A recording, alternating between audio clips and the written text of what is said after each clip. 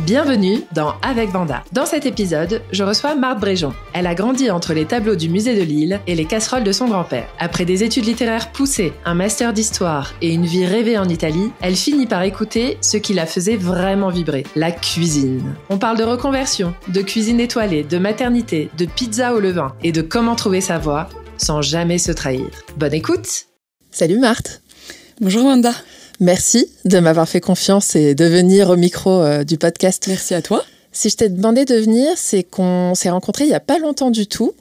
Mais ça fait un petit moment que j'entends parler de toi via quelques amis dans le milieu de la food qui est assez petit, on le disait juste avant. Oui. Ariane, Joris ou des gens comme ça qui te suivent et qui m'ont parlé d'une pizzaiola qui cuisinait ses pizzas au levain et qui m'ont dit que je pouvais manger tes pizzas parce que je suis hypersensible au gluten, parce qu'elles étaient ultra digestes, très bien faites et tout. J'y suis allée, c'était il y a combien de temps ? Il y a 3 semaines, je crois, quelque chose comme ça. Semaines, ouais.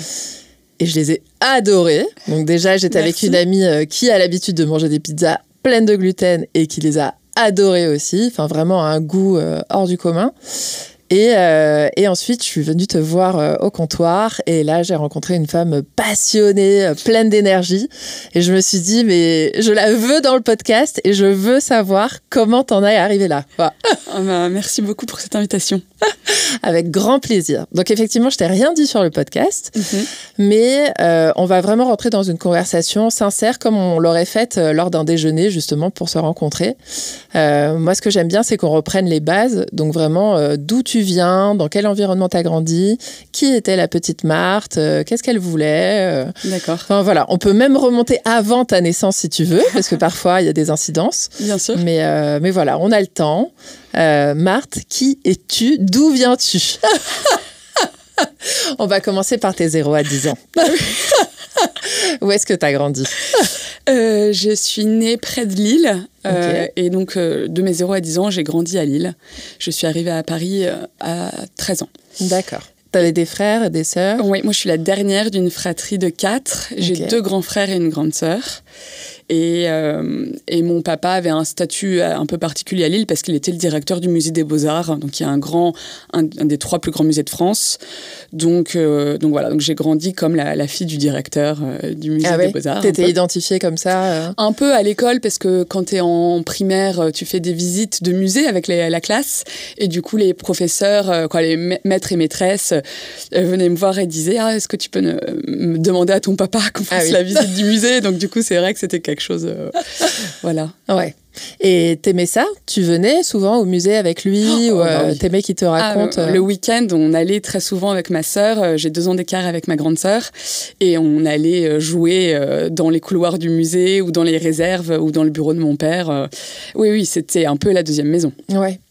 Et ta maman, qu'est-ce qu'elle faisait ? Et ma mère travaillait avec mon père. Elle est conservatrice également de dessin, spécialisée dans les dessins italiens du XVIIe siècle. Wow. Et mon père est spécialiste de peinture italienne du XVIIe siècle également. Ouais. C'est comme ça qu'ils se sont rencontrés, du coup ? Tout à fait. Mon père était le professeur de ma mère à l'école du Louvre. Mais non ! Assis à Paris.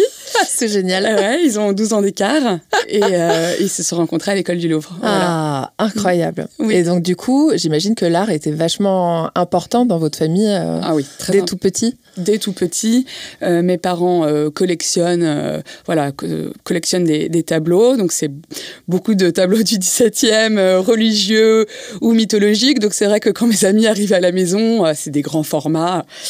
Tout le monde m'a toujours dit, c'est un musée chez toi. Et c'est dingue. Hein. Donc, ça, c'est assez amusant. Et oui, on a fait l'Europe. Ils nous ont trimballés dans toutes les églises et musées pendant les vacances. Pendant toute notre enfance. Et est-ce que toi, du coup, tu t'as développé des talents artistiques ? Est-ce que tu peignais, tu dessinais ou... Je faisais les cours du musée de Lille pour les enfants, justement. Donc, j'ai fait ça un peu. Et après, alors moi, j'ai un grand frère qui est peintre, artiste, dessinateur et graveur. Et du coup, lui, il est très, très doué. Donc, moi, passer après lui, non, j'en avais pas trop envie, quoi. J'ai aimé un peu dessiner comme tout enfant, mais voilà, j'ai un grand frère qui est très, très doué. Donc, je me suis pas mis dans j'imagine. son ombre. Et est-ce que tu as essayé d'autres formes d'art, la musique ou Je considère que la cuisine, ce que je fais, je considère sincèrement que c'est de la création et que c'est de l'art en partie. Et tu cuisinais déjà à ce moment-là, quand tu étais toute petite? J'ai cuisiné assez rapidement. Ah ouais? Ouais, parce que du coup, comme mes parents travaillaient beaucoup, parfois le mercredi après-midi, on était à la maison. Bon, j'étais mes grands frères s'occupaient de nous, hein, mais je regardais mon grand frère cuisiner et après, je me suis très vite lancée. Et ma sœur aimait pas ça, donc du coup, c'est un peu moi qui ai pris le lead. C'est la petite qui cuisinait. Ouais, c'est ça. Et tu cuisinais quoi, tu te souviens? Oh là. J'ai honte, j'ose même pas te le dire. Mais non. Avec mon grand frère, on a un plat qu'on adorait. C'était les knackis qu'on faisait poêler avec des tomates cerises qu'on faisait confire. Ouh. Et on déglaçait au Maggi. C'était la grande époque du Maggi. Qui est plein de mauvaises choses maintenant, on le sait, tu vois. Mais à l'époque, on ne savait pas du tout. Non. Et donc, du coup, on déglaçait ça au Maggi. On avait l'impression de faire de la cuisine. Tout, quoi, Mais grave, moi, je faisais pas ça à cet âge-là. T'avais quoi? T'avais 7 ans 7-8 ans, ouais. Ah ouais, c'est ça. Voilà. Knacki à la tomate cerise. Franchement, ça a l'air pas mal. Écoute, c'était pas mal. C'est bourré de sel. C'était très, très bon. Ouais. Mais après, voilà, c'est vrai que moi, j'ai eu un grand déclic. C'est un peu cucu de dire ça, parce que j'ai l'impression que tous les chefs parlent de la Madeleine de Proust, de mon grand-père, de ma grand-mère, qui m'a appris, tout le monde a un peu à sa petite histoire. Et du coup, moi aussi, j'ai un peu cette histoire-là. C'est qu'un jour, donc mes grands-parents cuisinaient très, très bien. Okay. Tous les deux. Autant mon grand-père que ma grand-mère. Et un jour, mon grand-père me dit mais si tu veux, on ouvrira un restaurant ensemble. Mais non. Si. Et parce que je le regardais cuisiner pendant des heures, j'adorais. Et un jour, il me dit ça, et là, je l'ai jamais oublié. J'ai encore le souvenir de sa voix, de son intonation qui me dit cette phrase. Incroyable. Et du coup, voilà, c'est resté toute ma vie. C'est encore avec moi présent. Et du coup, j'en viens à penser que si tous les chefs ont une petite anecdote comme ça liée aux grands-parents ou à l'enfance, c'est qu'au final, c'est quand même très important et que bien sûr. Ce qui se passe dans l'enfance... c'est surtout qu'est-ce que ça réveille chez toi, quoi. Et finalement, si ça a allumé quelque chose et que tu l'as encore en toi, c'est que vraiment, ça voulait dire quelque chose, quoi. Complètement. Et je me suis dit, on va le faire. Sauf que... T'avais quel âge à ce moment-là, du coup? J'étais petite. Je devais avoir, pareil, entre 7 et 8 ans. C'est trop mignon comme ça, ça, 7 et 10 ans. Et parce qu'il cuisinait très, très bien. Et je lui disais tout le temps, mais pourquoi t'as pas ouvert de restaurant? Pourquoi t'es pas chef? Il était professeur à la Sorbonne d'économie. Rien à voir. Et apparemment, il m'avait raconté qu'on l'avait approché, des investisseurs l'avaient approché un jour pour qu'il ouvre un restaurant. Ah ouais. Et il avait refusé parce que c'était pas... Il se voyait pas faire ça, il adorait son métier. Donc, Oui, et puis à l'époque, l'image du restaurateur, du chef et tout n'était pas la même que maintenant, quoi. Exactement. Mais du coup, qui me raconte cette histoire-là, qui me propose, ça a réveillé quelque chose complètement. Incroyable. Et donc, à ce moment-là, tu en parlais déjà, même à tes parents, en disant « c'est mon rêve, je vais ouvrir un resto ». Et eux, ils réagissaient comment? Ils ont tout de suite dit non. Ça n'arrivera pas, ce n'est pas possible, c'est trop dur. Déjà, c'est les arguments, donc c'est trop dur. Et la grande phrase qui me disait tout le temps la même, t'auras pas de vie de famille. Et c'était cette grande phrase-là qu'ils m'ont répétée. La projection des croyances. Exactement, alors qu'en fait au final aujourd'hui j'ai 3 enfants et j'y arrive très bien, tu vois. Donc, mais c'est peut-être grâce à ça, grâce à toutes ces projections que finalement tu as décidé de te construire et de dire en fait non, moi je vais pas écouter ça. Je vais y arriver. Exactement. Complètement. Du coup, quand tu grandis ensuite, donc 10 à 18, on va dire le bac et tout, là, tu te prépares justement pour te dire, après le bac, je vais faire des études, je vais passer un CAP et tout ça? Alors, en fait, j'ai fait le stage en entreprise qu'on fait au collège. Je l'ai fait dans un restaurant. À la Cordonnerie, qui est rue de la Cordonnerie à Paris, à côté de l'église Saint-Roch, donc pas très loin d'Opéra. Le chef était donc chef propriétaire, petit restaurant, était un ami d'amis de mon papa. Et du coup, il m'avait permis de faire ce stage. Mais donc, tes parents te permettent effectivement d'aller faire un stage? Oui, parce que c'est quelqu'un que ça allait te dégoûter. Je pense que c'était clairement le projet, inavoué, évidemment. Et du coup, je fais ce stage et je me rends compte que je n'arrive pas à tenir debout toute la journée et que je trouve ça dur et que j'ai mal aux jambes. Et donc tous les après-midi, et en plus il était sympa, il me faisait pas faire la coupure. J'arrivais le matin et je repartais après le service du midi. Il était très cool, c'était franchement des horaires light par rapport à la vérité, la réalité. Et je disais à ma mère, je tiens pas debout, j'ai pas de force dans les jambes. Et je crois que j'ai failli faire un malaise une fois. Il m'a assis, il m'a donné une tarte aux pommes, je m'en rappelle encore, pour me dire, tiens, faut que tu manges un truc là. Et du coup, c'est vrai que je me suis rendu compte par moi-même, effectivement, que c'était hyper dur. Il m'avait proposé d'aller à Rungis à 3h du matin. J'avais dit non. Je me voyais pas du tout faire ça. Et du coup, j'ai laissé de côté la cuisine après ce stage. Ah ouais. Et donc, je fais mes études, je passe mon bac. Et là, je voulais faire une prépa littéraire parce que j'adore la littérature et l'histoire et que ça vient un peu avec ma famille. Donc voilà, essayer de préparer Normal Sup. Ok. Donc là, je fais 3 ans de prépa parce que j'ai cubé ma cagne. Je n'ai pas eu Normal Sup. Un drame. C'est vrai, tu l'as vécu comme un drame. Non, mais je savais que je l'aurais pas. Okay. Mais en fait, il y a un moment où tu es quand même dans une machine. Oui, et ça fait 3 ans en fait que tu travailles. Que pour ça. Et en fait, même si tu n'y crois pas, tu as quand même tes potes qui y croient. Tu essaies d'y croire parce qu'en fait, si tu n'y crois pas, tu n'y arriveras pas non plus. Donc, il y a des moments où tu essaies de te motiver et tout. Bon. Bref. Et là, heureusement, j'ai une équivalence quand même. Je sais pas, 3 années de perdu. Et donc, j'entre en master d'histoire à la Sorbonne. Okay. Donc, pareil, histoire moderne. Comme mes parents, je me spécialise dans le XVIIe siècle. Ah ouais. En même temps, t'es baignée dedans depuis toujours. Quoi. Exactement, voilà. Et là, je repense plus du tout à la cuisine. Et ensuite, je sors de mon M2. Donc voilà, j'ai eu 18 à mon mémoire. Ah oui. Ça s'est super bien passé.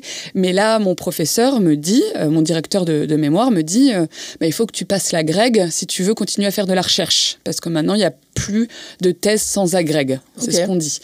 Et là, moi, un peu le traumatisme de Normal Sup, je suis là, non mais j'ai pas du tout envie de passer l'agrég. Et je me dis aussi que je regrette de pas avoir fait d'Erasmus dans ma vie, que je trouve que c'est un peu une lacune, un peu un vide. Et je me dis, oh là là, je pourrais pas raconter mon année d'Erasmus à mes enfants. Je sais pas pourquoi je me disais ça. Et là, je décide donc de louvoyer un peu, je me réinscris à un autre master juste pour avoir une convention de stage. Ah, génial. Et là, je pars et je commence à chercher des stages dans la culture et je vois que sur le site du gouvernement, tu peux faire des stages dans les instituts français à l'étranger. Ouais. Et moi, je voulais évidemment l'Italie parce que, alors, c'est un autre pan de ma vie, mais donc, comme mes parents sont spécialistes d'histoire de l'art italien, mes parents ont acheté une petite maison en Italie à 25 ans. Donc, on y va depuis 25 ans. Et moi, c'était aussi un peu un autre de mes rêves, c'était de vivre une année entière en Italie, à Rome ou à Naples. Et là, je vois, il n'y a pas de stage en Italie. Et je vois qu'il y a un stage en Tunisie. Mes parents ne connaissent pas la Tunisie, n'y sont jamais allés, moi non plus. Et je dis à mon père, alors, t'en penses quoi de ce stage en Tunisie ? Et il me dit, Marthe, tu connais très bien l'Italie, tu connais pas la Tunisie, va en Tunisie. Et je l'écoute et je dis, ok, c'est vrai que t'as raison. Et donc, je pars pendant 1 an en Tunisie à l'Institut français, donc juste après mon M2. C'était où, à Tunis ? À Tunis même. Okay. Ouais, à Tunis même. Et là, une des plus belles années de ma vie, alors pas pour le travail, mais pour... Ouais, en général, l'Erasmus, c'est ça. Découvrir un pays, une culture, une gastronomie, se faire des amis à l'étranger, t'as toujours t'as un truc qui se passe. Et j'ai une des plus belles années de ma vie. Quoi. Et puis quitter le nid des parents aussi, quoi. Tout ça, c'est un simple. C'est clair. Et sauf que là, en fait, le travail ne m'intéresse pas du tout. Donc, je suis toute la journée derrière un ordinateur. Je me rends compte que c'est pas du tout pour moi. Tu faisais quoi, du coup, là-bas ? Alors, donc, je travaillais pour un cycle du Collège de France. On faisait venir des professeurs du Collège de France à Tunis pour des étudiants. Donc, c'était souvent des scientifiques et qui avaient des partenariats avec la faculté de Tunis. Et donc, sauf que hyper intéressant. J'ai eu la chance de rencontrer des grands professeurs du Collège de France. Mais moi, je m'occupais de la logistique, c'est-à-dire réserver leur billet d'avion, leur hôtel et la convention. Tu sais, tu fais signer un contrat, machin. Oui, c'est beaucoup moins excitant. Oui. Alors après, mon boss était hyper sympa. Il m'invitait au dîner. Qu'on faisait après la conférence avec le professeur. Et ça, c'était hyper gentil parce que du coup, j'ai fait des beaux restaurants. Donc là, j'étais hyper contente parce que je mangeais bien. Et je rencontrais des personnes, des génies, quoi, des très charismatiques. Ouais. Et tu cuisinais un peu là-bas ou non, tu découvrais la gastronomie tunisienne? Ouais, j'ai découvert la gastronomie tunisienne, notamment la harissa. Il y a une harissa qui est fraîche et qui est fumée, qu'on ne trouve pas, que je n'ai pas trouvé à Paris, mais bon, qui était incroyable. Évidemment, le couscous sous toutes ses formes. Poisson, quand tu es à Sfax, c'est la spécialité de Sfax, c'est le couscous au poisson. J'ai adoré cette année là-bas, mais je me suis rendu compte que je ne pouvais pas travailler derrière un bureau. Okay. Et donc, pendant cette année, je postule à 3 écoles de cuisine, dont Ferrandi. Donc là, tu te dis, forcément, si je peux pas être derrière un ordi, ce sera la restauration. Oui. Ça te revient d'un coup. Quoi. Comme ça. Ouais. Ok. Un peu comme un cheveu sur la soupe. Ouais, c'est ouf. Et là, du coup, je fais juste des allers-retours en avion je pose quelques jours pour aller passer les entretiens de Ferrandi, du Cerfam et d'Eric. Et le 3e, je me rappelle plus, une autre école. Et je suis prise aux 3. Donc, je suis super contente. Et je choisis évidemment Ferrandi, qui était quand même la plus prestigieuse. Et sur quoi il se base, en fait, pour choisir les dossiers Alors, j'ai postulé au CAP pour adultes, qui est en 1 an, parce que vu que j'avais déjà en français, en langue, j'ai déjà passé le bac. Donc, en fait, on n'a pas besoin de passer toutes ces matières-là. Et en fait, je devais monter un dossier. Comme ils considèrent que c'est des adultes, ils considèrent que tu as envie de tout de suite ouvrir ton restaurant après la formation. Oui, donc tu as un projet très défini. Donc tu es censé avoir un projet très défini. Et moi, à l'époque, j'adorais faire des quiches. Et donc, je fais un dossier sur un food truck de quiches. Ah, génial. Plein de déclinaisons de quiches, tout ça. Je leur fais mon speech. Et non, ça s'est bien passé. Et là, je passe... donc, à la rentrée, après la Tunisie, je commence à Ferrandi. Et là, il y a un truc qui me choque. C'est qu'après toutes ces années de formation dans le public, donc que ce soit l'Hippocagne ou après la Sorbonne, là, je me rends compte que le privé... c'est autre chose. Ouais. Et c'est un peu comme une claque. Tout est neuf, clinquant, beau. Tu vois, les cuisines où on travaillait tous les jours, c'était génial. Et tu vois que les profs sont tournés vers toi pour te faire avancer et t'aider au maximum. Je sais pas, ça m'a fait penser un peu à la culture américaine, tu vois, je sais pas, les grandes universités américaines, t'as l'impression que c'est un peu plus comme ça, alors qu'en France, sur les bancs de la Sorbonne, où les plafonds tombent, et où je pense que les professeurs sont beaucoup plus tournés sur leur recherche et leur recherche à eux. Moi, mon prof, il publiait des livres quasiment tous les ans. Ouais. Tu vois bien qu'il est pas là pour toi, pour te pousser, toi, Marthe Brejon. Non, il s'en fiche. Ouais, c'est dingue, j'avais jamais pensé à ce décalage. Ouais, complètement. Et donc là, et donc du coup, tu vois que tout le monde est tourné vers toi. On était un groupe de 20 dans une classe... Non, 10.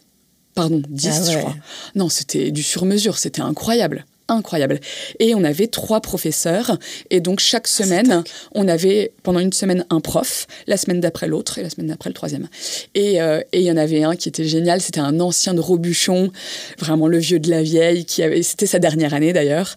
Il avait des gros doigts. Il touchait des trucs brûlés. On voyait qu'il sentait rien. Il avait la corde et tout. Ouais, exactement. Et l'autre, un peu plus jeune, mais qui avait fait plein d'étoilés aussi, qui avait un bête de CV. Mais je pense qu'il avait fait un burn-out dans ses étoilés. Donc, du coup, il était très content de devenir prof à Ferrandi. C'était super parce que du coup, ils avaient tous des histoires différentes, des manières de faire différentes. Et là, je me suis éclatée. Vraiment, éclatée parce qu'aucune pression, aucune pression. T'es là pour apprendre, en fait. Donc, est-ce que tu n'avais pas la pression financière à ce moment-là? Parce que dans mes souvenirs, Ferrandi, il faut payer un certain prix. Ouais, alors je crois que ça a beaucoup augmenté. Ok.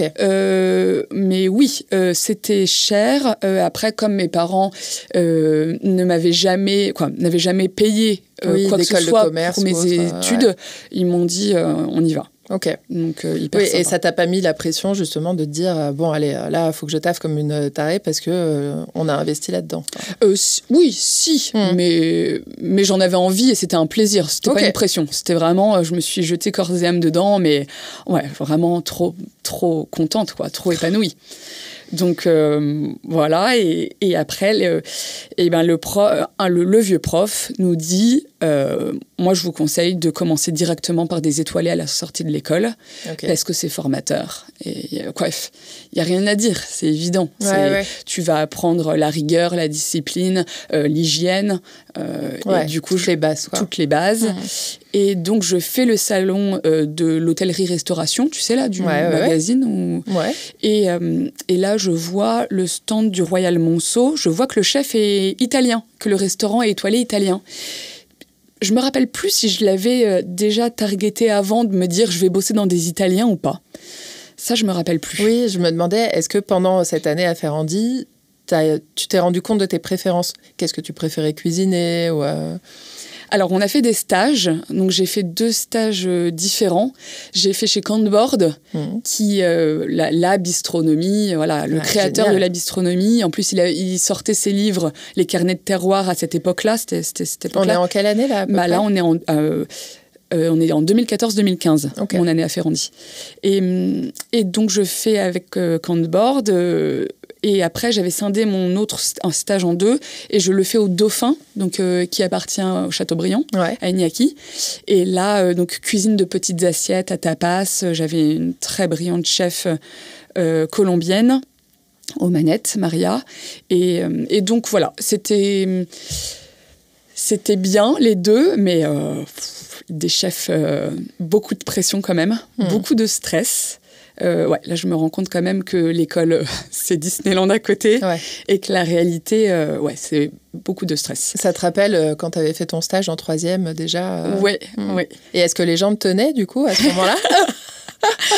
Écoute, je m'achetais des barres de céréales pour avoir des trucs énergisants, tu sais, parce que je suis assez encline aux évanouissements. Donc, du coup, j'essayais de me blinder comme ça.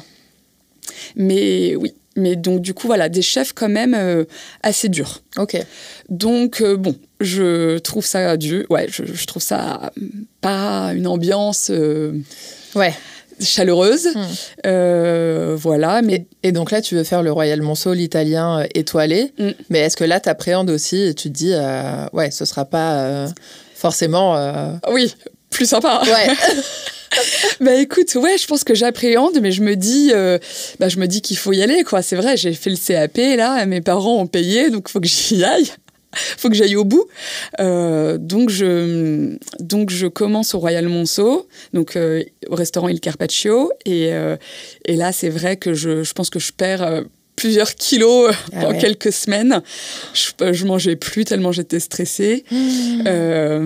Ça, j'avais mal au ventre et tout, c'était dur.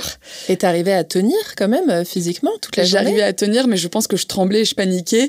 Et en plus, le chef m'avait mis aux garnitures viande poisson et j'étais à côté de lui sur le pass. Et il me faisait dresser les assiettes avec lui. Et moi, je me rappelle, j'avais un plat, une espèce de mousseline et de légumes, et on avait des céleris qu'on avait coupés en biseaux et qu'il fallait faire tenir. Je me rappelle, c'est un de mes premiers plats, et là, il me redit, recommence. Mais tant que tu trembles, tu peux pas. Ah non, c'était horrible.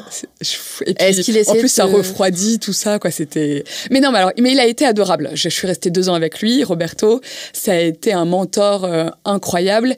Et à la fin de ces 2 années, il y a un truc qui s'est passé que j'ai trouvé fou, c'est que avant même qu'il me dise comment dresser un plat, je le connaissais tellement que je lui dressais le plat sans qu'il me l'ait dit avant, et il me disait c'est bien. Incroyable. Et ça, je pense que ça, c'était un de mes accomplissements personnels que j'ai adoré de ces 2 ans. C'est qu'à la fin, je sentais que j'étais sur la même longueur d'onde que lui. J'avais pas son talent non plus, parce qu'il était 1000 fois plus sa carrière était beaucoup plus longue que la mienne, mais j'ai trouvé ça génial, et puis aussi rapidement quand même. je me suis rendu compte qu'en cuisine étoilée, on avait tous notre place physiquement dans la cuisine. On avait chacun notre poste, celui aux pâtes, celui au garde-manger, la cuisson des viandes poisson, la garniture des viandes poisson, et le second est le chef. Et en fait, très rapidement, je me suis rendu compte que c'était vraiment un ballet pendant tout le service, que le chef était le chef d'orchestre qui donnait le là. Et moi, ce chef, il mettait une bonne ambiance. Okay. Et il disait toujours, c'est vrai que c'est le chef qui donne l'ambiance pour après tous les échelles, toute la strate de tous les autres. Et ça se voyait. Et en fait, Roberto, il était quand même profondément gentil. Donc du coup, il y avait une bonne ambiance dans l'équipe. C'était pas à se faire des coups bas, quoi. Il y a plein d'histoires dans les étoilés du mec qui va te jeter ta mise en place parce qu'il te déteste et t'arrives en plein service, t'as pas ta mise en place, ou alors qu'il te fout un truc dans ta sauce. Moi, j'ai jamais eu ça. Et donc ça existe, c'est bien donc aussi. Ça existe, mais tout vient du chef. Ouais, okay. Tout vient du chef. Parce que en fait, si le chef est pas comme ça, il acceptera jamais que son second ou que son chef de partie ait un comportement comme ça. Ouais. Et là, un de mes plus grandes joies, c'est qu'au bout d'un moment, je me rends compte que je deviens bonne. Et je me rends compte que mon geste, que le ballet, que j'intègre le ballet et la danse, et que je suis plus la potiche qui tremble ou qui sait pas où se mettre, ou qui a envie d'être à 6 pieds sous terre. Et il y a un moment où je me rends compte vraiment que je fais tout rapidement. Ah oui, parce que la rapidité, ça c'est un sujet en soi. Tu dois tout faire rapidement. Au lieu de faire ça, tu dois apprendre à faire ça. Ah ouais. Mais pour tout. Et moi, je me rappelle, et puis en fait, les casseroles étaient en cuivre, elles étaient lourdes. Pareil, un des premiers trucs, mais à Ferrandi aussi, mais c'est tenir une casserole. En fait, au début, t'as mal au poignet, une douleur que t'as jamais connue dans ta vie. Ouais. Et donc, voilà. Et il y a des choses pour renforcer le poignet ou en fait, non, c'est à force de faire. Ouais. Au bout d'un moment, t'as plus mal, c'est musclé. Mais des trucs auxquels tu penses pas et qui sont pas évidents, quoi. Et là, je me rends compte au bout de 6 gros mois que je commence à devenir solide. Et là, je suis contente. Et là, je m'éclate. C'est génial. Et je suis promue. Donc, je passe de commis à demi-chef de partie. Et je suis trop contente. Et là, il me fait tourner dans les postes. Donc, j'apprends le garde-manger. Et ensuite, je finis aux pâtes, qui était le poste le plus prestigieux. J'en menais pas large mon premier jour aux pâtes. Et j'ai fait plusieurs mois à ce poste. Je me suis éclatée, donc les risottos, les pâtes fraîches, parce qu'on faisait que des pâtes. Du coup, c'est toi qui faisais les pâtes fraîches. Ouais. Ok. Et là, j'adore. Vraiment, c'était incroyable. Et malheureusement, mon chef part. Et nous, on reste sans chef pendant plusieurs mois. Aïe. Et tout le monde commence à démissionner les uns après les autres. Et à la fin, au début, quand je suis arrivée, on était 10 ou 12. Et là, on se retrouve à 4 ou 5, à être en coupure tous les jours. Ah ouais, mais c'est possible de lancer encore des services à 4-5 dans un étoilé Écoute, on l'a fait. On l'a fait, mais c'était dur. Et moi, au bout d'un moment, je voyais que la direction, en fait, au début, tu te dis, allez, on va se serrer les coudes.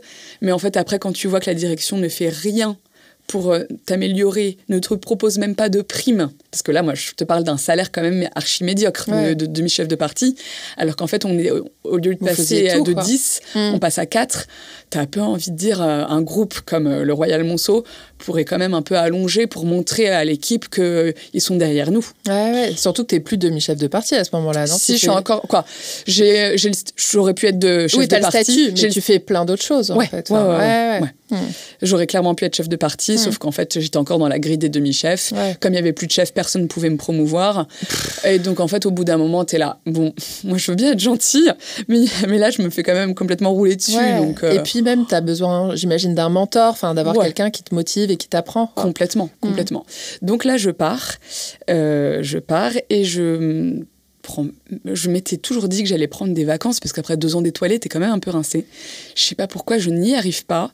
Et je commence direct chez Sylvain Sandra, donc itinéraire, 1 étoile Michelin, à Saint-Germain-des-Prés. Et là, je vois ce que c'est la différence entre un chef étoilé propriétaire et un groupe. Et là, tu vois direct que... Mais super, parce qu'en fait, j'ai appris à pas gâcher, à pas jeter, que tout se réutilise. Et puis à boire des coups quand même en fin de service. Je pense que je n'ai jamais bu d'alcool au Royal Monceau. Notre chef nous a jamais proposé une boisson. On était tous à l'eau du robinet. Ouais. Et là, première fois de ma vie qu'il nous propose un verre d'excellent vin, en plus itinéraire, magnifique carte des vins de Sarah, la patronne. L'ex-femme de Sylvain. Et du coup, je bois des trucs incroyables. Mais c'est génial qu'ils vous sortent des bouteilles comme ça. Ouais. C'était les bouteilles du service qui étaient entamées après le week-end passé. Donc, j'imagine que... Voilà, c'était... Oui, et puis hyper sympa. Et donc là, je commence à boire des bons vins, à me dire que c'est quand même trop cool. T'en buvais avant du vin? Oui, je buvais du vin, mais peut-être pas... mais pas d'aussi bon vin.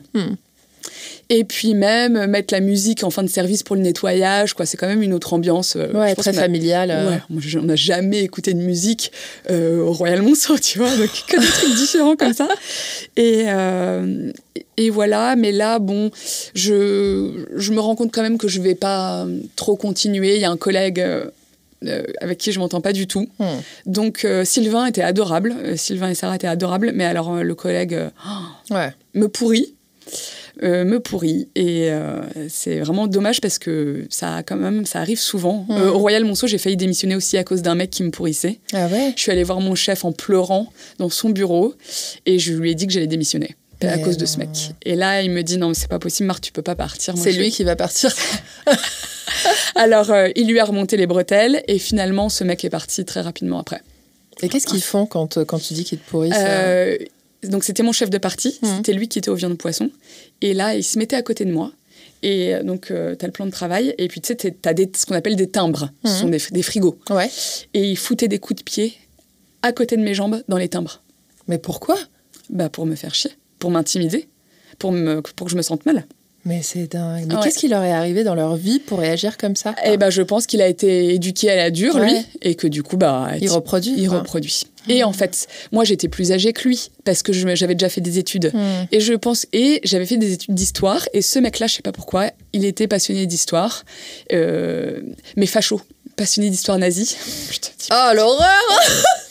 Je crois qu'il collectionnait des trucs et tout. Il avait des anciennes mitraillettes ou des armes. Mais quelle horreur! Un gros facho. Non, mais horrible. Mais il est où, ce monsieur? Moi, j'ai trop peur! C'était un jeune, hein? Et il était beaucoup plus jeune que moi. Et du coup... Je pense sincèrement que, alors que du coup, moi, j'avais vraiment pas une grande gueule, tu vois, je venais de commencer, j'étais commis, et même si j'étais plus âgée que lui, que j'avais fait de l'histoire, je me suis complètement mis sous son autorité. Oui, t'es là pour apprendre. J'étais là pour apprendre. Et lui, je pense qu'il supportait pas que je sois une femme, que je sois plus âgée que lui, et que j'ai fait un master d'histoire à la Sorbonne, parce que du coup, on en avait un peu parlé, et il avait décidé de me pourrir, quoi. Quelle horreur. L'horreur. Heureusement, il est parti. Et l'autre, chez Sylvain, non? Et Sylvain, lui, non, il était juste très désagréable, mais j'en avais marre de travailler avec des mecs relous. Et donc voilà, donc je suis partie aussi. Et toujours pas de vacances, là? Et là, si, alors là, j'en prends pendant l'été. Et alors, en fait, Sylvain, c'était quand même un rythme de 9h à minuit. Parfois, on n'avait qu'une demi-heure de pause ou 1 heure de pause. Vraiment un rythme, mais j'ai jamais connu ça. Combien de jours sur 7? 5 jours sur 7. Ah ouais. Et on se faisait des 8-9 heures jusqu'à minuit, mais on faisait la coupure au restaurant, on s'assied sur la banquette pendant une demi-heure ou 1 heure, et après on y retournait. Et puis c'est vrai que les services étaient quand même beaucoup de pression quand même, parce qu'ils voulaient la 2e étoile. Et donc c'est vrai qu'il y a des moments où j'allais au boulot un peu avec la peur au ventre. Ouais. C'était pas très agréable. Et est-ce que tu avais la forme, la santé? Ça allait. Tu tiens avec la pression, quoi. Ouais. Les nerfs. Mais bon, du coup, je sors quand même un peu de là où j'ai vu des choses magnifiques, mais je suis un peu dégoûtée de la cuisine. Trop dur, trop... Personne ne te complimente jamais, tu sais, t'as plus d'estime de toi, c'est un peu... Donc là, je dis à mon mec, je crois que j'ai plus trop envie, là. Et heureusement, j'ai plusieurs copines restauratrices une très bonne amie qui me dit viens cuisiner avec nous. Nous, on est copains, c'est une ambiance de copains, ça va te redonner le goût de la cuisine. Et là, donc c'est à la Traversée dans le 18e arrondissement. Okay. Et donc mon amie Camille me dit allez viens cuisiner à la Traversée. Et donc et c'est vrai que là pas de coupure, pas de 12 heures ou 14 heures par jour, bonne ambiance. Et donc là, je reprends le goût de la cuisine. Ok. Mais alors, je suis quand même un peu embêtée sur ma chronologie. T'inquiète. Il y a un moment où je décide alors, je ne sais plus exactement à quel moment, mais je décide de parfaire ma connaissance des produits italiens. Et là, je décide d'aller travailler chez Rapp, donc avec Alessandra Pierini. Et c'est pas après le Carpaccio ? Non, j'ai fait Carpaccio itinéraire. Et itinéraire la Traversée. Ah oui, et après non, la Traversée, j'ai fait le Prince de Galles. Mais ça n'a pas du tout marché. Ils m'ont pas mis au gastro, ils m'ont mis au bistrot, au restaurant de l'hôtel, et je faisais des burgers et des club sandwich toute la journée. Donc en fait, je suis restée 2 mois parce que pas du tout ce que je voulais faire. Et voilà. Et en fait, au Prince de Galles, je me dis mais qu'est-ce que j'ai envie de faire ? Non, mais là ça va pas. Les club sandwich, c'est pas du tout mon truc. Et donc c'est là que je pars. Donc au bout de 2 mois pour Rapp. Et donc là, je passe une année avec Alessandra. J'apprends énormément. Exactement ce que je voulais, j'étais venue pour ça. Connaître des nouveaux produits. Et aussi du vin, parce qu'elle a une cave à vin. Ouais. Et aussi me reposer. Voilà, me reposer enfin de ce rythme, de tous ces étoilés, ou même pas étoilés, tu finis quand même à minuit, 1h du matin, même si t'es pas dans un étoilé. Et là, je fais des plus petits horaires, pas la pression d'un service. Bon, quand même très, très fatigant aussi, parce que t'es quand même aussi debout toute la journée. Ouais, c'est clair, et à porter des cartons, beaucoup de cartons, à déballer, décharger, à beaucoup parler aussi avec les clients. Tu te rends compte que aussi parler toute la journée, c'est aussi notre forme de fatigue. Ouais. Et mais passionnant. Et est-ce que tu partais aussi en Italie avec elle parfois pour aller sourcer des produits et tout ? Alors non, sourcer des produits non. Par contre, elle nous a tous invités à Bologne sur un week-end. Ça, c'était hyper sympa avec toute l'équipe. C'était pour un salon justement de food. Et on avait fait ce week-end à Bologne qui était super sympa. Génial. Vous étiez combien là-bas ? On était, je dirais 6 à peu près. Ouais, ok. Ouais, entre 5 et 6. Et voilà, mais au bout d'un an, je pars parce qu'en fait, le métier c'était pas le métier que je voulais faire non plus. Oui, tu cuisinais pas, là. Oui, là, je cuisinais pas. Et je me rends compte que la cuisine me manque. Ok. Voilà. Et c'est vrai que... Et du coup... donc je connaissais déjà beaucoup les produits du Cilento, donc là où mes parents ont cette petite maison depuis 25 ans, donc je connais très bien les produits de la Campanie, mais du coup c'est vrai que ce que j'ai appris avec Alessandra, c'est la botte entière. Et elle est génoise, donc elle a aussi je pense qu'elle a une appétence pour les produits du Nord, qui correspond à son histoire, là d'où elle vient, et du coup c'est vrai que j'ai découvert des produits que je connaissais pas du tout. Pareil, mon chef Roberto, il était de Hongrie, donc près de la côte amalfitaine, donc pas loin pareil, en Campanie comme moi. Donc c'était aussi pour ça que je l'avais choisi. Mais du coup, c'est vrai que lui, pareil, il travaillait surtout aussi les produits un peu de la cuisine napolitaine et un peu moins du nord de l'Italie.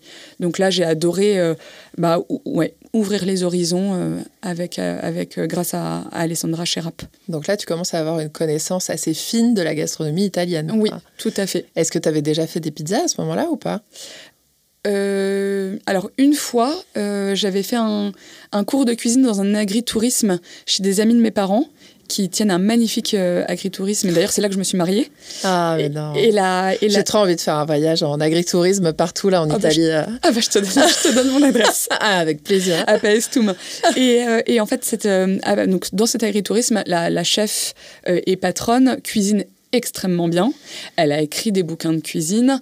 Elle propose, elle a en lien avec une école de cuisine américaine et elle accueille des quarts d'étudiants américains une ou 2 fois par an et ils passent la semaine là-bas et ils font un grand tour. Elle est propriétaire d'un troupeau de bufflonnes, donc ils vont voir comment on fait la mozzarella, les bufflonnes, toute la cuisine du Cilento. Ah là là. Donc vraiment, c'est magnifique. Et du coup, j'avais participé à un de ces cours et j'avais fait ma première pizza. C'était en 2016 ou 2017, quelque chose comme ça. Ok.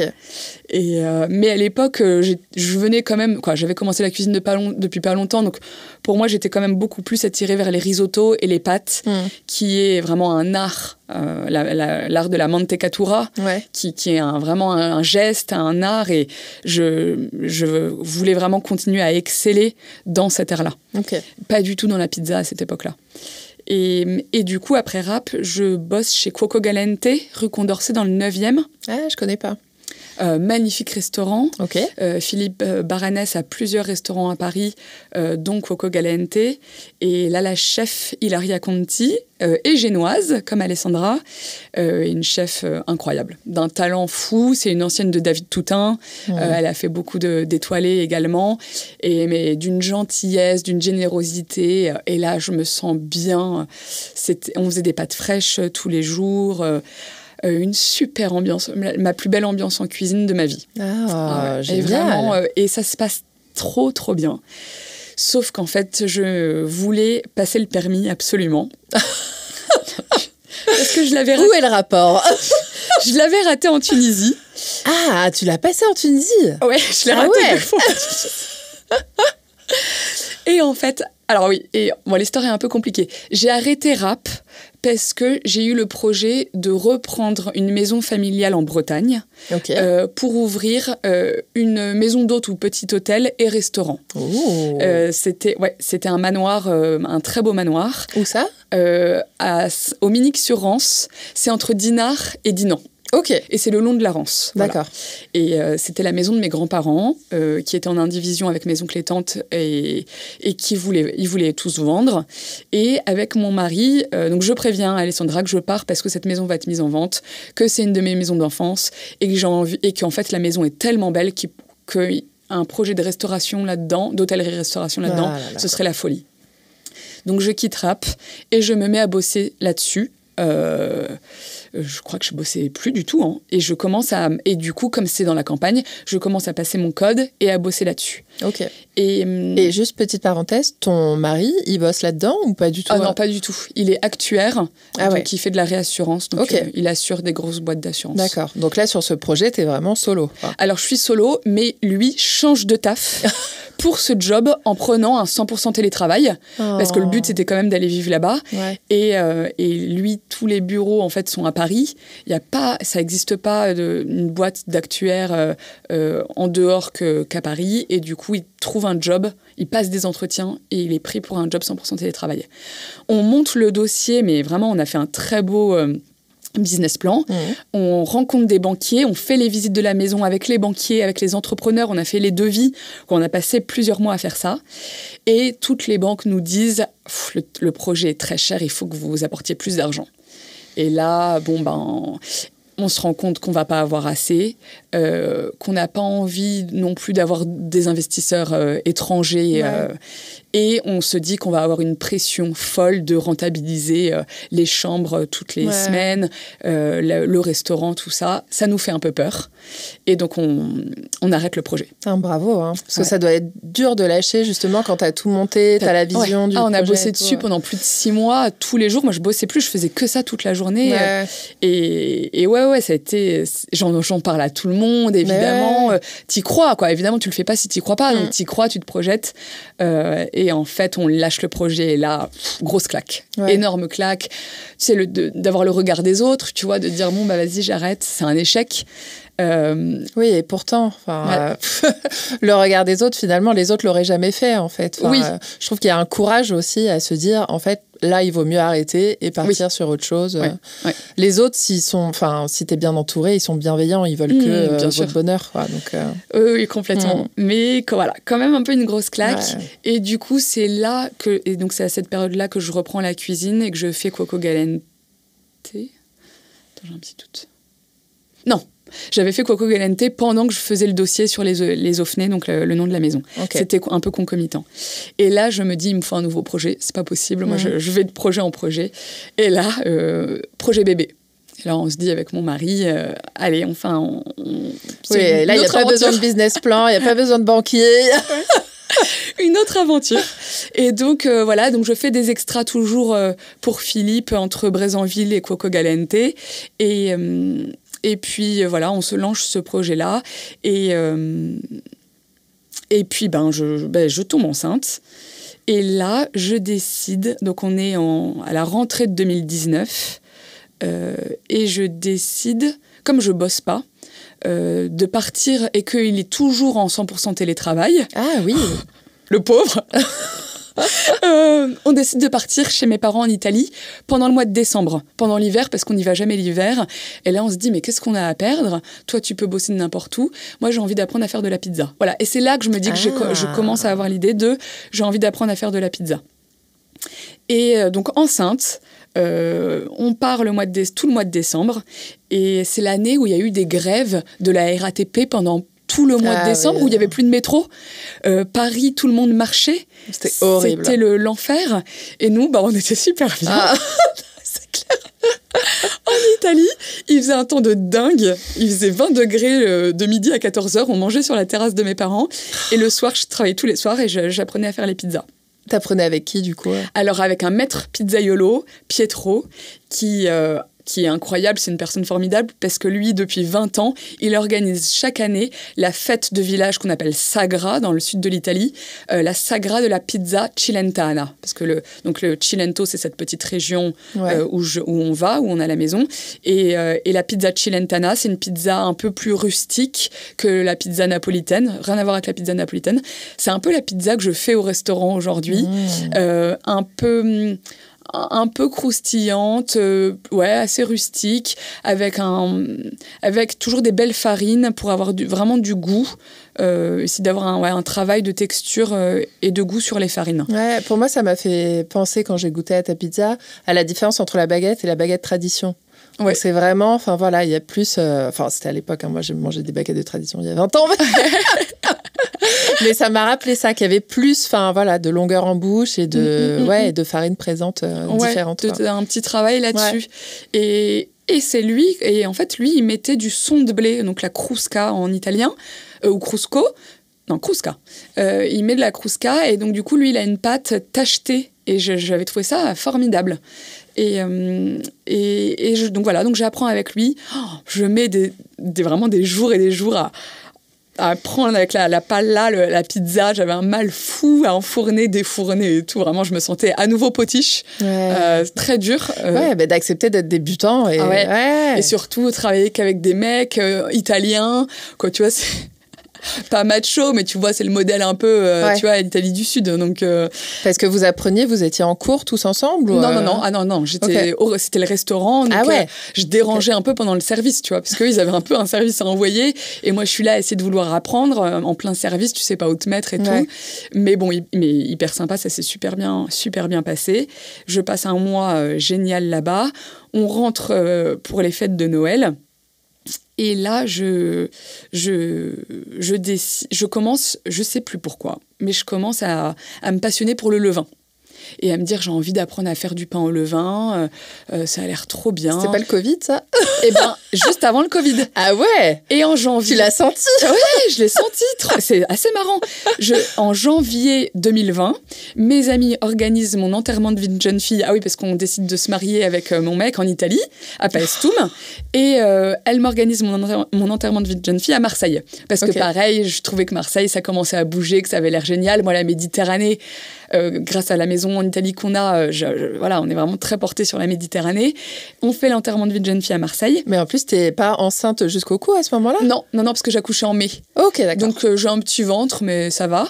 Et là, elle m'avait réservé un cours de pain au levain avec la boulangère de San Salvatore à Marseille. Et donc je fais mon premier pain au levain et tout, c'était trop sympa. Je suis 1 ou 2 heures avec elle. Et elle a un salon de thé, c'est une boulangerie salon de thé, donc toutes mes copines, elles faisaient une pause parce qu'on avait pas mal marché pendant la journée. Moi, je fais mon cours de pain au levain et elle m'offre un morceau de son levain. Et donc, je repars avec le levain de San Salvatore à Paris dans mes valises. Okay. Et 2 mois plus tard, c'est le Covid. Et donc là, déjà, je travaillais pas, donc j'avais le temps de faire du pain au levain, mais là, en plus, t'es enfermé. Donc ouais, là, j'en ai fait plein, j'ai adoré. Je me suis mise dans un groupe pour faire de la cuisine pour les soignants. Okay. Je vais chez Atelier P1, j'habitais dans le 18e à côté. J'adore. Il me donne des farines gratuitement, parce qu'il sait que j'allais faire des cakes et des gâteaux pour les soignants. Donc vraiment, Julien... C'est dingue, hyper généreux. Et qui n'a pas du tout communiqué là-dessus. Quoi. Non. C'est dingue, cette solidarité. Ah ouais, solidarité sans en parler. Ouais. Et je me rappelle, il m'a donné au moins 5 ou 6 kilos de farine pour que je fasse des cakes, des gâteaux, tout ça. Donc je fais un peu ça pendant le confinement parce qu'il fallait bien en s'occuper. Ouais. Et Enfin, même si tu venais d'accoucher, non? Non, j'étais... Alors là, pas encore. Par contre, là, je cuisine, mais je suis enceinte jusqu'aux os. Okay. Vraiment, mais... un énorme ventre. Et on est déconfiné le 11 mai, c'était un lundi. Ah oui, c'est ça. Okay. On déménage avec mon mari parce qu'en fait, on devait changer d'appartement. On a été bloqué à cause du Covid et du confinement. Donc, on avait 2 appartements pendant le confinement. On allait faire parfois des allers-retours en voiture, en cachette, pour avancer un peu le déménagement. Parce que j'avais des rendez-vous de gynéco, donc on profitait d'un rendez-vous de gynéco pour... venir avec des meubles dans la voiture de mon beau-frère. Et vraiment lunaire. Et j'accouche le 15 mai. Donc vraiment, littéralement, 3 jours après avoir déménagé et déconfiné. T'as déconfiné ton bébé, quoi. Exactement, c'est ça. C'est dingue. Ouais, c'était une période quand même assez folle. Hein. Et attends, et le mariage le mariage, on le repousse. Finalement, on le repousse à l'été d'après. Ok. Parce qu'en fait, bébé, et confinement, tout ça... Mais c'est vrai que j'avais fait l'enterrement de vie de jeune fille, 1 an avant. et voilà. Et là, je travaille pas pendant longtemps. Là, j'ai ma fille, je m'en occupe. J'ai pas envie de retravailler. En plus, les confinements se succèdent. Ouais. Et puis, alors, on redéménage à nouveau. Et là, on arrive... Au bout de combien de temps vous redéménagez? Alors, pas longtemps. En fait, on avait déménagé du 18e à la rue Sedaine, à Bastille. On se rend compte que notre rue, qui était hyper calme pendant le confinement, à chaque fois qu'on visitait, on trouvait ça très calme. Et en fait, on déconfine, on se rend compte qu'on est au-dessus du Café de l'Industrie et que c'est archi bruyant. Et donc là, on se dit qu'on va déménager le plus vite possible. Et là, ma belle-sœur nous propose son appart à Duroc, dans le 6e, et un super plan d'appart. Et donc, du coup, on le prend. Et donc là, on redéménage en janvier 2021. Et un jour, en amenant ma fille à la crèche, je tombe sur une pizzeria. Une belle devanture avec des belles lettres, dorées, là. Ouais. Et je vois Inizio, pizza au levain. Et en devanture, je vois des bouteilles de vin nature, dont des références qu'on vendait chez Rapp. Donc des bonnes références. Et là, directement par le vin, je comprends que ce qui se passe là, ça doit être bien. Ouais. Donc, et je vois sur la porte, toujours la même porte, cherche personnel en salle et en cuisine. Incroyable. Et donc là, je me dis, mais c'est pour moi. Parce qu'en fait, donc, j'avais adoré ce stage de pizza, j'avais fait plein de pain au levain pendant le confinement, et là, je me dis, mais la pizza au levain, c'était mes 2 passions, ça n'existe pas. Ah, c'est dingue. Hein. Parce que Dan Pire, en fait, on a commencé ensemble, sans le savoir, parce qu'on ne communiquait pas là-dessus, mais on a commencé tous les 2... Mais ça n'existait pas du tout, même dans le monde? Ah si, je pense que ça existe dans le monde. Okay, non, je crois qu'aux États-Unis, dans le monde anglo-saxon, je crois qu'il y a plus de pizza au levain que chez nous. Ah, j'aurais pas cru. Comment ça se fait? Ah, ça, je sais pas. Ah, c'est dingue. Ouais. En tout cas, il y a des chaînes de pizzeria au levain au Canada, aux États-Unis. Ah ouais? Ouais, puis il y en a en Angleterre aussi. Peut-être pas des chaînes, mais en tout cas, il y a des restaurants en Angleterre, tout ça, Australie, le milieu anglo-saxon. Ok. Ce serait intéressant de savoir pourquoi, effectivement. C'est clair. Ouais. Et donc là, je vois pizza au levain, mais je me dis, mais comment ça se fait que je le connais pas? C'est très bizarre. Donc, je toque à la porte. Le restaurant est fermé, mais je vois le mec au fond de sa cuisine. Je toque, il me répond pas, il l'ouvre pas. Je me dis mince. Donc, je prends en photo, je cherche sur Instagram et le soir, je lui écris sur Insta. J'ai vu votre annonce, j'aimerais bien vous rencontrer. Et donc, je rencontre Bob, canadien, patron de Initio, cuisinier à l'origine, cuisinier et patron de son restaurant, mais là, il faisait pas mal mais il est devenu aussi en service parce que voilà, il a les 2 casquettes. Et je vais le voir et je lui dis, moi j'ai envie d'apprendre à faire la pizza au levain. Voilà, j'ai fait un petit stage.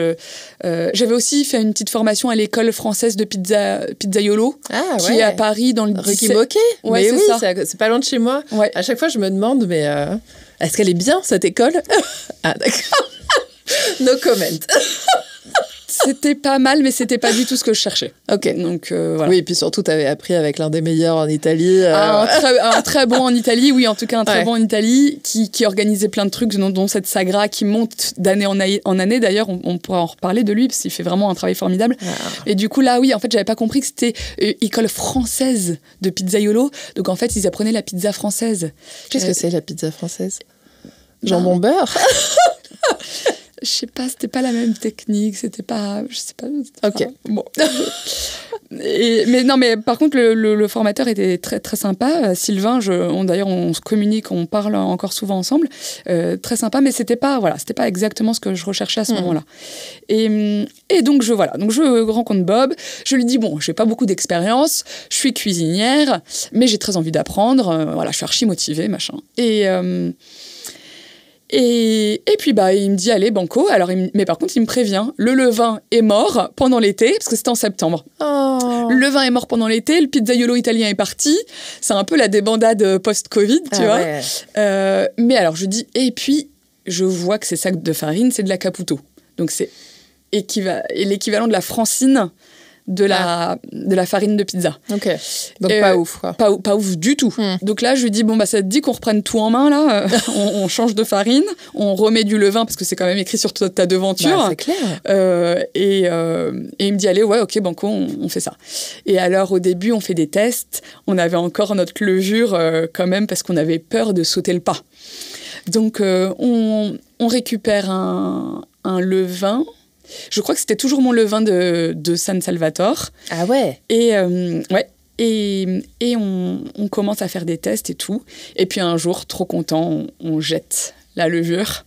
On se dit, on n'en rachète plus, on la jette. Allez, maintenant, faut y aller, quoi. Moi, je suis venue pour ça quand même. Ouais. J'ai pas envie de me mentir à moi-même ni de mentir aux clients. Donc on se jette un peu à l'eau. Et en fait, là commence 6 mois de travail acharné sur deux travaux. Mettre au point un blend de farine intéressant. On voulait que la pâte à pizza soit crispy, mais moelleuse quand même sur le cornicione. Et le cornicione, c'est le trottoir. Ouais. Et donc bien alvéolé, on voulait quand même quelque chose de gonflé, un peu comme à la napolitaine, mais on voulait que la pâte soit crispy et quand tu découpes une tranche, elle tienne.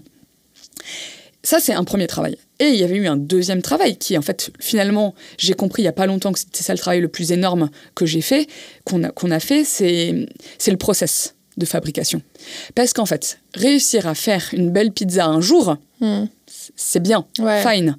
Mais en fait, il faut le refaire le lendemain et le surlendemain et en hiver les températures, et en été, l'humidité. Et voilà. Ouais. Et en fait, c'est ça qui a été le plus gros travail. C'est ce process de comment tu pétris, comment tu fais lever ta pizza. Tu la fais lever dehors ou au frigo. Tu fais fermenter en mass back ou avec tes pâtons. Et en fait, tous les jours ont changé, tu vois. C'est de la R&D. Ah, complètement. Du coup, je me suis acheté un carnet et j'ai très vite compris qu'il fallait que je change que une chose par jour pour voir et donc c'était vraiment un processus empirique. Ouais, c'est dingue. Comme les chercheurs. Ouais, complètement. Et je me rappelle qu'en Cagne, le sujet, c'était la science. Et on avait vachement étudié Descartes. Et du coup, c'est lui qui a mis au point la notion d'empirisme et d'expérience. Et je trouve ça génial d'avoir refait la même chose avec de la pizza. C'est clair. Et voilà. Et donc, du coup... Mais parfois, on servait... Alors, évidemment, on testait, parfois ça foirait, bon, on devait quand même la servir aux clients le soir, quoi. C'est-à-dire qu'elle était mangeable, elle était bonne, hein, mais c'était pas complètement ce qu'on recherchait, donc j'allais parler aux clients, en fait, et je leur disais, bon, voilà, on a tout changé, on est en plein processus, on avait plein de clients habitués, et c'était ça qui était trop cool, c'était d'aller les voir. Parfois, on leur demandait, alors, vous préférez celle de la semaine dernière ou celle-là, et on changeait plein de trucs. J'ai cherché du son, la Kruska, pour mettre dans le blend. Mon patron voit ça, c'est en fait quand même un peu des gros morceaux. Il me dit, mais t'es folle, ça va casser les pizzas. Je lui dis, mais non, t'inquiète, si je l'ai fait pas avec Pietro. Il me croyait pas du tout. Ça marche très bien, la pizza est tachetée, un peu brune, c'est trop beau. Mais voilà, on a quand même mis plus de 6 mois à mettre au point. Voilà, ces 2 travaux, le blend et le processus. Et voilà, et puis ensuite, tu continues toujours à t'améliorer. Et puis après, il faut que tu améliores les recettes, les produits. La sauce tomate, au début, on voit sur le pot qu'il y a de l'acide citrique dedans, donc elle a un goût métallique et acide. On cherche, on a mis 2 ans, on change 6 fois de marque. Ah ouais. On n'arrête pas de dire à nos fournisseurs, non, pas content, c'est pas bien et tout. Et vos fournisseurs, c'est français ou vous alliez italien? Non, 2 Italiens. On avait 2 Italiens. Paolo et Giuseppe, 2 compagnies différentes. Et là, il y a un jour, il me fait goûter une nouvelle sauce tomate. Je la cuis. Et là, je te jure, je me retrouve chez moi, à Paestum. Et là, je me dis, ça, c'est le goût de la tomate de là-bas. Oh, et là, je suis là, vas-y, je te la prends. Vas-y, moi, je veux plus que celle-là. Qu'est-ce que c'est comme marque? Du coup, ça donne trop envie. Ce qui est trop marrant, c'est qu'on a testé aussi plein de marques prestigieuses et avec l'appellation San Marzano, qui est la sauce tomate de la pizza napolitaine. Ouais. Quand t'es membre de l'association, la Verace Pizza Napoletana, il faut que ce soit de la San Marzano, machin. Et nous, on prend cette sauce tomate hyper chère San Marzano. Tous nos clients, en 2 semaines, nous disent « Waouh, elle est hyper acide et tout. » Moi, je refuserais de mettre du sucre dedans. Je trouve vraiment la honte. Donc, du coup, on change. Et là, ma sauce tomate, c'est pas une marque connue. Il n'y a pas d'appellation. Mais je suis désolée, le goût, c'est le goût, quoi. Le goût est là. Donc, ça s'appelle San Matteo, je crois. C'est pas du tout, quoi. On peut l'acheter, nous, en tant que particulier? On peut la trouver? J'ai pas cherché, je sais même pas si elle se vend dans le commerce. Okay. Ça m'a donné envie du coup. Je te ramènerai une boîte. Avec plaisir. Mais donc voilà, mais quoi, tout ça en fait, ça a été du travail. J'ai pas pu tout faire en même temps parce qu'il y avait trop de fronts. Puis après, voilà, il y avait ma fille en plus, avoir un nouvel équilibre parce que j'avais pas bossé pendant hyper longtemps, donc se remettre au boulot, retravailler le soir, tout ça. Ce qui est top, c'est que le resto était pas loin de la maison. Pas loin de la maison, trop bien. C'était dans la rue de la Crèche, donc à Montparnasse, donc vraiment trop cool. Et puis après, là, je me dis, maintenant, j'ai envie d'avoir... L'étape ultime, ça a été d'avoir des produits du Cilento de chez moi, où je me suis mariée, où ça fait 25 ans que je passe ma vie. Et Bob, lui, il te suivait, quoi. Il te faisait confiance. Oui, parce qu'en fait, j'ai été sa caution d'italianité. Parce que lui, en fait, mais il me le dit d'ailleurs lui-même, hein, lui, c'était pas... il a travaillé en Italie, mais c'est pas sa passion plus que ça. Ouais. Il aime les pizzas, mais il m'a dit lui-même, il aurait pu ouvrir autre chose qu'une pizzeria. Donc, je pense que lui, il était content de voir qu'il y avait quelqu'un de passionné qui prenait les choses en main. Il me nomme chef. Et du coup, il me donne carte blanche, ça c'est clair. C'était que bénéfique pour lui, de toute façon, je pense. Et donc là, on trouve la mozzarella de Barlotti, qui est un des meilleurs caseificcio de Paestum. On ramène de la ricotta fumée à râper, qui est un bonbon. C'est vraiment ce que j'adore. Et là, dernièrement, alors là, je fais plus de pâtes chez Chambre Noire, mais nous, on faisait des pâtes chez Inizio. Et Paolo avait réussi à faire venir de manière constante et régulière des pâtes. Alors, elles sont fraîches, mais elles sont mises sous vide. Et donc, du coup, elles ont une DLC de 60 jours. Ah ouais. Ouais, et elles sont faites littéralement à 300 mètres de chez moi en Italie.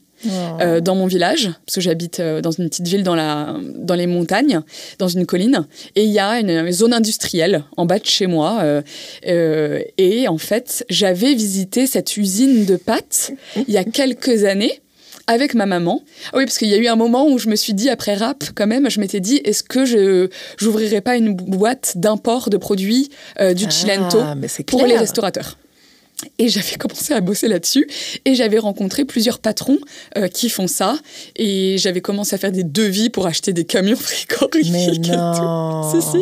Mais c'est une super bonne idée. Hein. Bah oui, parce qu'en fait, mon terroir, le Cilento, est d'une richesse mais incroyable. Mais vraiment, tu fais 2 pas et tu tombes sur un mec qui fait des saucissons de ouf, sur un mec qui fait des fromages incroyables, de la sauce tomate, les produits Maïda qu'on vendait chez Rap, c'est que des légumes en bocaux dans l'huile. Et c'est pareil, c'est à 1 kilomètre de ma maison, c'est vendu chez Rap, ils vendent ça à prix d'or, mais c'est vrai que c'est magnifique la qualité des produits, très beau packaging, tout ça. Et il y a du super vin. Et je m'étais dit, mais en fait, les 50 kilomètres à la ronde, t'as tout. T'as la tomate, incroyable. L'huile d'olive, les fromages, les légumes, des conserves de poisson. Chez toi. Ah non, mais c'est assez incroyable. Et d'ailleurs, je sais pas si tu connais le label Slow Food. Oui, bah oui. Et ben, il y a beaucoup de labels Slow Food dans le Cilento. C'est dingue. Les alici di Menaica, les olives Salela qui coûtent une fortune.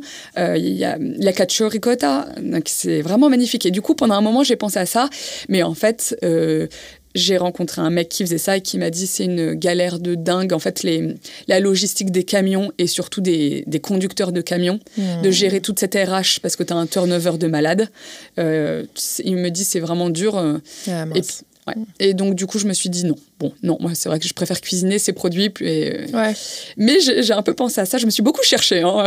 Ouais, mais du coup, tu as réussi à l'intégrer d'une autre manière. Quoi. Finalement, tu fais découvrir ces produits via ta cuisine. Ouais. Et du coup, j'ai Paolo, donc un de mes fournisseurs, qui est, lui, à son propre compte, qui a ses camions.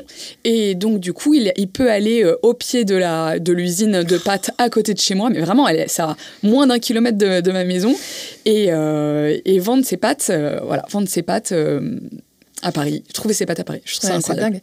Et comment tu fais le choix de plutôt vendre ses pâtes plutôt que de les faire comme justement tu avais appris à les faire le temps. Je peux pas tout. Ouais, le temps. Ok. C'était à 24 heures, quoi. D'ailleurs, même, on n'est pas 24 heures au restaurant, mais t'as 12 heures incompressibles. Et en fait, faire la pâte à pizza, ça, c'est déjà toute une logistique. Il faudrait qu'on soit plus nombreux, pour qu'il y ait quelqu'un qui fasse aussi les pâtes. Et là, et en fait, que ce soit chez Inizio comme chez Chambre Noire, les cuisines sont minuscules. Et en fait, il te faut une planche en bois quand même d'un bon mètre, voire même 1,20 m ou 2 mètres pour pouvoir étaler tes pâtes parce que tu peux pas faire des pâtes sur 50 cm. Et au Carpaccio, j'avais une planche de 2 mètres, je pense, une énorme planche en bois qu'on mettait sur l'inox à chaque fois qu'on faisait les pâtes. Et là, c'est aussi la place. C'est aussi les cuisines parisiennes. Oui, c'est pas possible. Quoi. Non, c'est pas possible. Voilà. Donc là, tu arrives à faire la pizza parfaite à ton goût. Oui. Chez Inizio, tu restes combien de temps là-bas ? 3 ans. Et qu'est-ce qui fait que tu pars ? Je pars parce que j'avais besoin d'un nouveau challenge, d'un nouveau projet. Alors, j'ai eu des jumeaux aussi entre-temps. Ah oui. Donc, Petit détail en passant. Donc, j'ai été arrêtée... c'est vrai que sur les 3 ans, j'ai été arrêtée pendant presque une année parce que le congé mat, pour le 3e enfant, ça compte pour 2 et 3e enfant, il est assez long. Il est de 6 mois et moi, j'ai eu une grossesse à risque. Donc, j'ai été arrêtée dès le début. J'ai pas bossé. Ah ouais. Donc, j'ai fait quasiment 1 an d'arrêt et ça m'a beaucoup manqué. Et quand j'ai repris, j'ai été hyper contente évidemment de reprendre. J'ai trouvé ça génial de retourner chez Inizio. C'était vraiment une très belle année l'année dernière. Mais du coup, en fait, tout roulait un peu trop bien. Ouais. Et j'avais besoin d'un nouveau challenge. Ouais. J'arrivais plus à créer des nouvelles choses, à me mettre en difficulté. Je pense que j'arrive à créer quand je suis mise en difficulté. Et quand je bouscule un peu tout dans la fourmilière, tu vois. Tu mets un coup de pied dedans. Et c'est ce que tu disais tout à l'heure, tu as besoin de projets aussi. Ouais, j'ai besoin de projets. Et là, tu vois... j'ai fait plein de nouveaux trucs chez Chambre Noire que j'ai pas fait chez Inizio. Et Bob me dit, premier truc qu'il m'a dit, c'est mais pourquoi t'as pas fait ça chez Inizio? et c'est vrai. Et en fait, je pense que j'arrivais plus. J'étais trop dans ce train-train-là. Et j'avais plus trop de bandes passantes pour créer d'autres trucs. Et là, ce que j'aime énormément, le gros changement entre les deux, c'est que chez Inizio, Bob voulait qu'il y ait une grosse carte avec 10-12 pizzas. Et il voulait pas qu'on enlève la Regina, tu sais. Ouais, champignons, jambon. Qui est pour moi la pire de toutes les pizzas. C'est mon goût personnel, mais pour moi, c'est la pire de toutes les pizzas. Je la déteste. Alors, j'ai essayé de la faire. Alors, du coup, j'ai essayé de la travailler. Et c'est vrai que je l'ai très bien travaillée chez Inizio. Je faisais revenir les champignons de Paris en persillade tous les jours. Ah ouais. On avait un très bon jambon aux herbes, un rostello. Voilà. Ah oui, tu l'as pimpé, quoi. Je l'ai pimpé, mais vraiment, quand même, tout le monde prenait ça. J'étais là, mon Dieu, tu peux pas goûter. Je fais des super créations, là. Et là, ce que j'ai adoré avec Oliver, donc le patron de Chambre Noire, c'est qu'il m'a dit la carte va être très courte de 4, 5 ou max 6 pizzas. Et en fait, je me suis rendu compte que quand tu as si peu de pizzas, eh ben, t'as vraiment, dans ton cerveau, comme moi, dans mon petit cerveau, j'ai eu beaucoup plus de place pour avoir des idées et créer. Parce que comme, du coup, ma charge de travail, de mise en place pour ces petites pizzas, j'arrive à l'évacuer rapidement, et ben après, il me reste de la place pour de la recherche, quoi, ou de la création, tu vois, d'avoir le temps de commander des artichauts, de les tourner pour faire essayer telle recette, alors qu'en fait, quand tu as 12 pizzas, la mise en place de 12 pizzas à faire, tu n'as absolument pas le temps de tester une nouvelle recette. La bagna, donc c'est ça le truc que j'ai fait, c'est la bagna cauda avec les petits légumes rôtis que tu trempes dedans. Bob m'a dit la bagna cauda, j'adore ça, pourquoi tu l'as pas fait? Et t'es là, bah non, en fait, j'avais trop de travail, tu voulais pas qu'on réduise la carte. Bon, voilà. Donc là, je suis très contente d'avoir une carte courte, d'écrire ça au tableau, tu peux l'effacer si t'as pas un truc, en fait, c'est pas grave, c'est pas la fin du monde, ton menu est pas fixe, il est pas imprimé. Et du coup, c'est vrai que ça fait une source de stress en moins. Ouais, et puis il est saisonnier, ça dépend de quels ingrédients tu vas prendre aujourd'hui. Ah bah complètement. Bon, après, j'arrivais à faire saisonnier chez Inizio aussi, et je réimprimais le menu toutes les 2 semaines. Ok. Bon, mais c'était du travail en plus, de devoir être sur l'ordinateur, l'imprimante, tout ça. Donc c'est vrai que c'était un peu plus de travail. Mais oui, par contre, ça, c'est un des trucs que j'aime beaucoup, c'est essayer de coller à la saison. Ouais. Et Chambre Noire, comment tu les as rencontrés? Comment ça s'est fait? Eh ben, écoute, c'est vraiment 2.0, très digital. J'ai suivi sur Instagram depuis longtemps et j'ai suivi leur ouverture de Fitzcarraldo. Ils avaient donc un des lieux d'Oliver, il a plusieurs lieux, et j'avais vu qu'ils mettaient fermentation naturelle et vin vivant. Truc qui me parle, évidemment, je suis passionnée de vin nature. Et là, je lui ai écrit un message sur Instagram. « mais est-ce que vous cherchez quelqu'un pour l'aventure de la fermentation naturelle ?» Et je me présente, voilà, je suis pizzaïola, je fais de la pizza au levain, donc je suis à la recherche d'une nouvelle aventure. Si ça vous intéresse, contactez-moi. Et puis, ils me répondent pas tout de suite, ils mettent 2-3 semaines à me répondre, et ils me disent « mince, mais ils me répondent finalement « j'avais pas vu ton message, on se voit dans 2 jours si tu veux, telle date », mais vraiment, 2 jours après le message, donc trop contente. Et là, ça a cliqué tout de suite, je lui ai dit tout ce que je faisais, il me disait « ok, très bien. » Et là, il me dit « mais en fait, c'est pas pour Fitzcarraldo, parce que Fitzcarraldo, on fait des bagels au levain, mais j'ai un autre lieu qui est ouvert depuis 6 mois, mais qui n'a pas d'identité culinaire encore très définie. Est-ce que ça te dit qu'on aille le visiter ?» Et là, il me fait monter sur son vélo cargo, comme un gosse, comme un enfant de 5 ans. Et c'est son collègue Anthony, associé Anthony, qui m'emmène là-bas. Et là, j'ai un coup de foudre pour l'endroit. On était en mois de septembre, il faisait encore beau et ensoleillé. Et là, je rentre dans l'endroit, je me dis, waouh. Et là, il m'explique le projet, c'est un centre culturel. Il va y avoir du théâtre, ou de la danse, de la poésie, de la musique. Et là, moi, ma fibre de mes parents, historiens d'art, de mon frère artiste... je dis...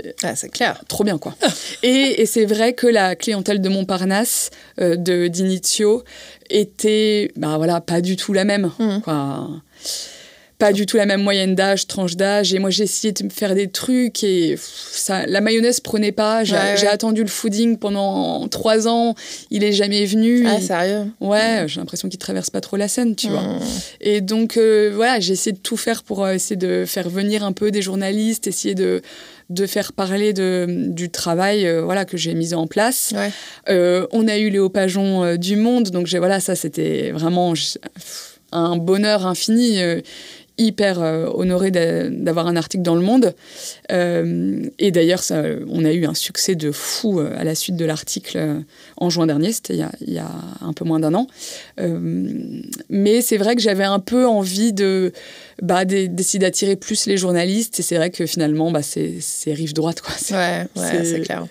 Parce que là, Chambre Noire, c'est dans le 19e. C'est dans le 19e. Ouais, exactement. C'est dans le 19e. Donc, 11e, 19e, c'est vraiment des arrondissements beaucoup plus jeunes qui bougent. Là, la clientèle n'est pas du tout la même. Mais du coup, ça a fait plaisir. Tu vois, moi, c'est aussi un peu pour ça que je suis venue, pour avoir une clientèle plus jeune, plus de mon âge. Et j'adore. Et là, la cuisine, comme tu as vu, est ouverte. Mais c'est génial. Et ce qui n'était pas le cas chez Nizio. Du coup, moi, j'adore. J'ai des amis qui viennent dîner au comptoir devant moi. Tu peux un peu parler. Non, c'est trop bien. T'as l'impression de faire partie d'un truc qui est plus grand que toi, avec le centre culturel.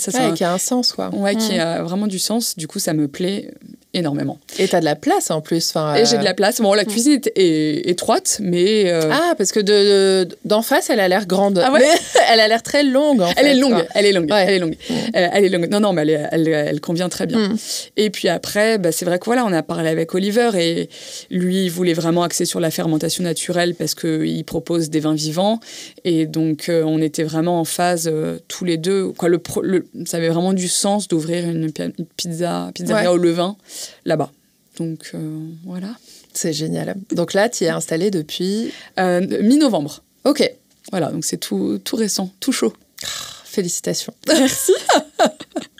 On a fait un bon petit tour. Est-ce que, déjà pour commencer, est-ce que tu sais quel prochain projet tu aimerais développer ou est-ce que tu as des rêves, même dans 20 ans ou des choses comme ça auxquelles tu penses que tu voudrais bien me partager? J'ai très souvent pensé à mon restaurant. Mais vraiment, très souvent, à chaque fois, je dis à mes copines restauratrices, allez, ça y est, je me lance, je vais y aller, je vais faire le business plan, je vais rencontrer... Elles ont un agent immobilier, elle m'avait donné le numéro, j'avais pris un café avec lui, et en fait, à chaque fois, je plonge dessus pendant 2 semaines, et à chaque fois, je me dis, non, c'est trop de boulot, trop dur avec les enfants, c'est pas le moment. C'est pas le moment. Et elles m'ont dit un truc qui est très vrai, parce qu'elles ont toutes les deux plusieurs affaires, mes 2 copines.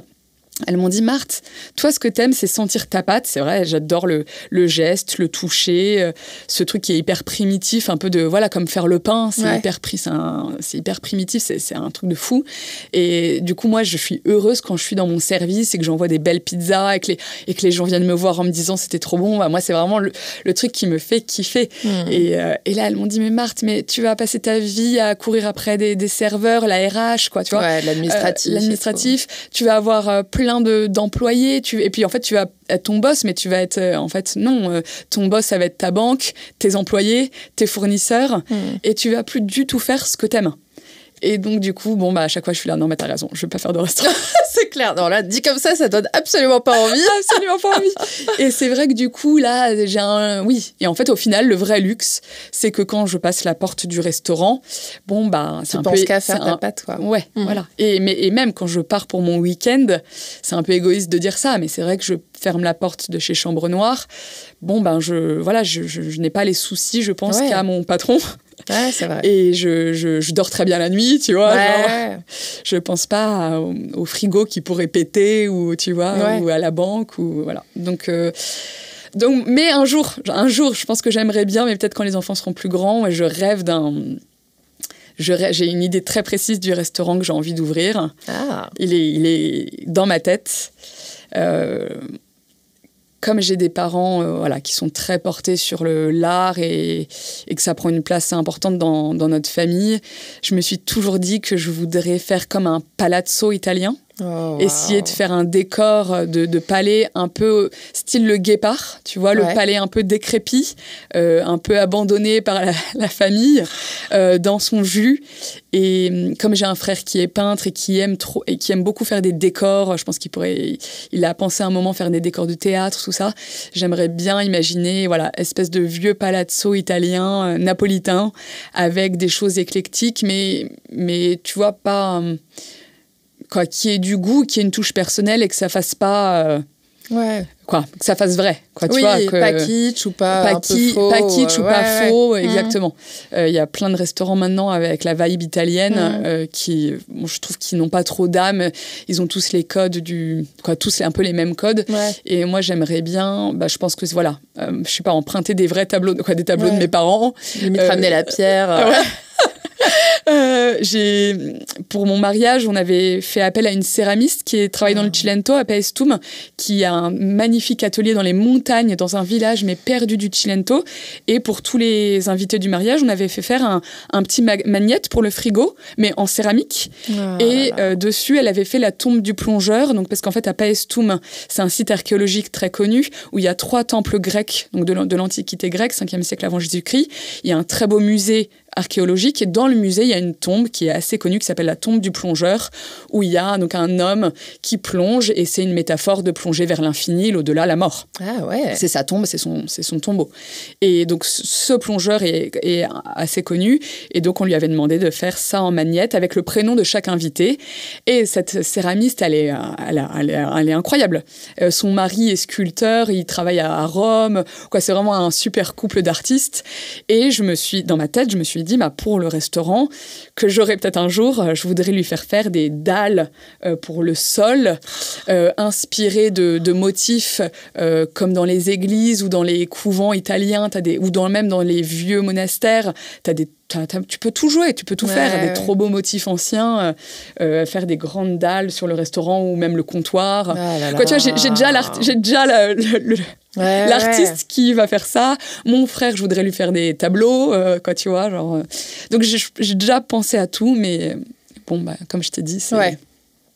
Peut-être pas tout de suite, mais pas tout de suite. Et t'as jamais envisagé d'habiter en Italie ? Si, c'est mon rêve. J'en parlais encore la semaine dernière avec mon mari. Est-ce qu'on peut pas déménager à Naples ? Mais non, il a pas de travail. Il pourrait pas travailler là-bas. Même en 100% télétravail. Il a détesté. Ah, ouais. C'est plus une option, malheureusement. Donc, non, si ça reste un de mes rêves, je pense que je vais devoir attendre la retraite. Je sais pas. Mais oui, ça, c'est une année à Naples, ça, c'est un de mes rêves. Ok. Passer une année entière sans partir, y rester. Bon, on sait jamais comment la vie évolue. Hein. Tu n'auras peut-être pas besoin d'attendre la retraite. Hein. Et le podcast s'appelle Les gens qui font. C'est les gens qui écoutent leur cœur, qui passent à l'action malgré les doutes. Et là, dans tout ce que tu as raconté, j'ai l'impression que tu as rarement eu peur, tu t'es rarement retenu de t'écouter. Est-ce que tu aurais des conseils à donner justement à ceux qui se mettent beaucoup de barrières et qui n'osent pas sauter le pas ? Eh ben, je vais dire quelque chose de complètement idiot, mais en fait, on n'a qu'une vie. Donc en fait, si tu le fais pas maintenant ou demain, tu n'auras pas de plan B pour le faire, à moins que tu te réincarnes. Mais non, je pense qu'en fait, c'est un de mes moteurs, c'est vraiment on n'a qu'une vie. Tu l'as toujours vécu comme ça ? Tu sais d'où ça vient ? Le carpe diem, vraiment. Le carpe diem, je sais pas, c'est mon père qui nous disait souvent carpe diem. Et oui, il faut vivre le moment présent, il faut en profiter. Et je pense que, si tu as des rêves, oui, forcément, ça fait peur.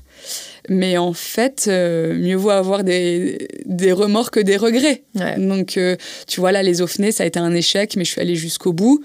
J'ai pas de remords. J'ai tout donné. Et comme ça restera pas un regret éternel de si on avait ouvert un restaurant en Bretagne. Oui, et si. Et pareil pour la cuisine, je pense que toute ma vie, de toute façon, je pense que j'aurais pas pu faire autre chose que la cuisine, même avec des études d'histoire, mais non, c'est vraiment. Et là, la reconversion, je pense qu'il faut pas trop écouter les autres aussi. Parce que en fait, les gens projettent des choses sur toi. Mais bien sûr. C'est pas possible, t'auras pas de vie de famille, tu vas pas y arriver, c'est trop fatigant. Alors qu'en fait, tout est fatigant. Tu vois, tu peux travailler dans un autre milieu. Je sais pas, prenons le luxe. Le milieu du luxe, c'est un milieu hyper éreintant, hyper fatigant, énormément de compétition. Tout, en fait. Tout est fatigant, tous les métiers. Donc, en fait, je pense qu'il faut s'écouter. Ouais, se jeter à l'eau. Il y a un peu une petite part de folie et une part de raison. Et puis Et puis, ouais. Et puis bon, avoir quelqu'un à ses côtés qui te pousse quand même et qui te comprend, bon, bah, ça, c'est vrai que moi, ça m'a aidé. Alors, voilà, pas forcément ton mec, mais bon, moi, dans mon cas, ça a été mon mec.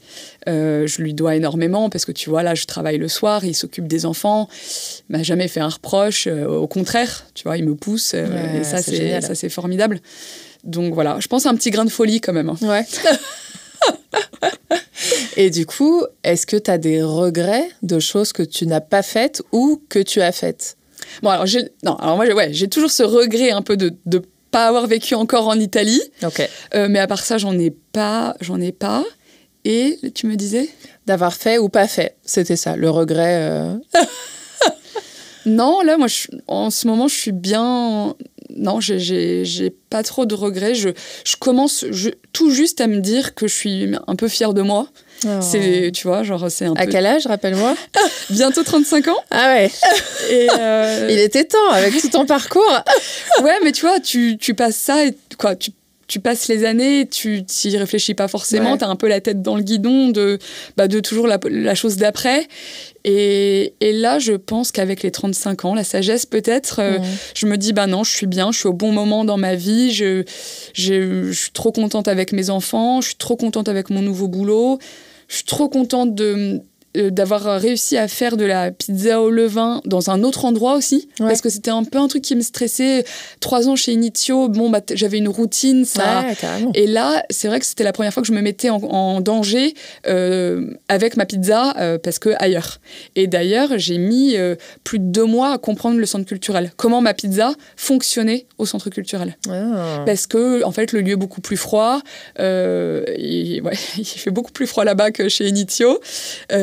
Et donc, du coup, j'ai mis du temps parce que c'est qu'une question de sensibilité. Ouais, en c'est fait, dingue, hein. Faut être passionné, faut sentir le levain, faut sentir la pâte. Et si t'as pas la sensibilité, c'est pas... Ouais, et c'est une matière vivante, quoi. Et c'est une matière vivante, des pizzas vivantes. Et voilà, et du coup là ça marche, et en ce moment c'est trop mignon parce qu'il y a plein de gens qui me disent on a entendu parler de toi par un tel, mais t'es la nouvelle pizzeria, on n'arrive pas à réserver.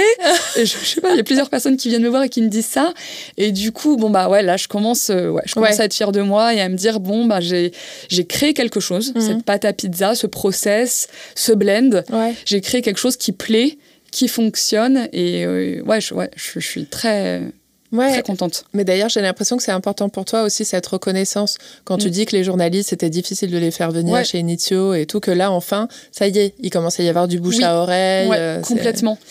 Et oui, parce qu'en fait, chez Inizio, pendant 3 ans, j'ai quand même beaucoup travaillé, et je trouvais ça dommage de ne pas réussir à faire rayonner ce travail. Et voilà, pour moi, les journalistes, c'est ça, c'est relayer une information, faire rayonner quelque chose. Et je trouvais ça dommage de ne pas y arriver. Je ne comprenais pas pourquoi je n'y arrivais pas. Ouais. Et là, ça bouge plus. Je suis aidée par un Chambre Noire qui est un groupe déjà connu, qui a déjà son assise à Paris, dans le milieu de la food et du vin. Il y a des contacts RP aussi, j'imagine, et tout. Écoute, même pas. Non.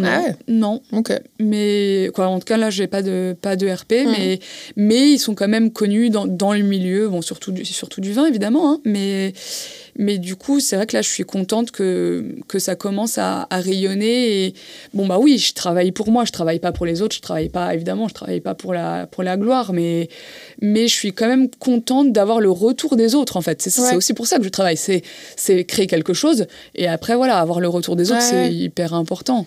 Mais je pense qu'en plus, ta démarche, elle est tellement bonne pour tout le monde, que je pense que toi, tu es convaincu justement de ce que tu fais et que tu le fais bien. Donc, il y a un besoin de faire rayonner ça. Moi, c'est un peu l'objet du podcast aussi. C'est il faut faire rayonner les gens qui font des bonnes choses. Bonnes pour la santé, bonnes pour l'âme, bonnes pour tout. Quoi. Et effectivement, je trouve ça dommage si on passe à côté... Mais quand tu m'as dit intolérante au gluten, c'est ça. Mais j'étais tellement contente. Et il y a une autre cliente qui est venue aussi il y a quelques jours et qui est revenue hier soir pour la 2e fois et qui m'a dit la même chose. Et qui a pris la pizza en entier aussi. Ouais. Et là, je suis trop contente, quoi. C'est, bon, alors moi, voilà, je suis pas intolérante, c'était pas mon but. Mais en fait, franchement, je suis trop contente que ça marche et que ça fonctionne. C'est super digeste. Hein. Et du coup, si ça peut aider si ça peut aider les personnes intolérantes, incroyable. Non, ah oui, et d'ailleurs, c'est un peu sorti de nulle part, ça me fait penser à Pane Vivo, qui lui fait beaucoup de recherche, il fait vraiment de la R&D, et puis des tests en laboratoire. Mais juste pour la micro-anecdote, c'est que mon levain de San Salvatore, un jour, sans faire exprès, on l'a mis dans la pâte à pizza et on a mis le pot à la plonge et on a perdu notre levain. Mais non. Si. Et là, on se retrouve un dimanche avec Bob, on n'a plus de levain. Le lundi, on doit pétrir pour le mardi, pour la réouverture. Et là, on se dit, mais qu'est-ce qu'on va faire ?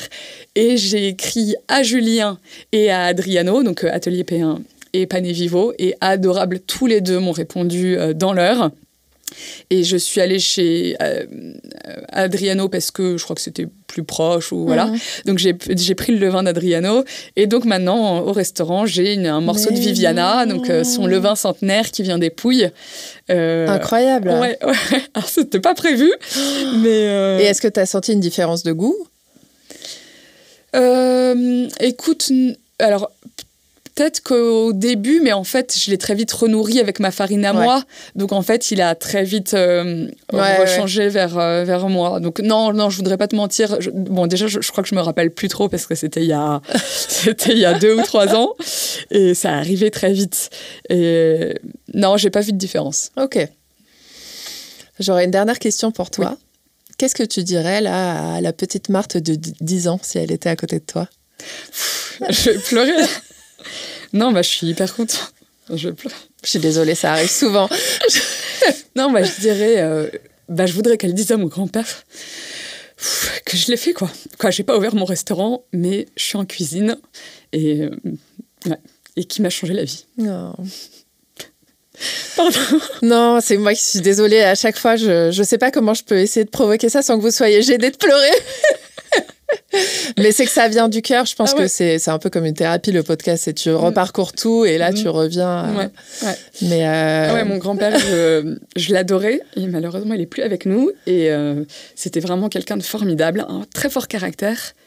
Et en plus, pour un homme cuisiner... Bon, c'est vrai qu'à l'époque, c'était que des hommes, les chefs en cuisine. J'ai lu récemment le livre sur Olympe de Anne Ettoré. Et c'est malheureusement, heureusement que ça change.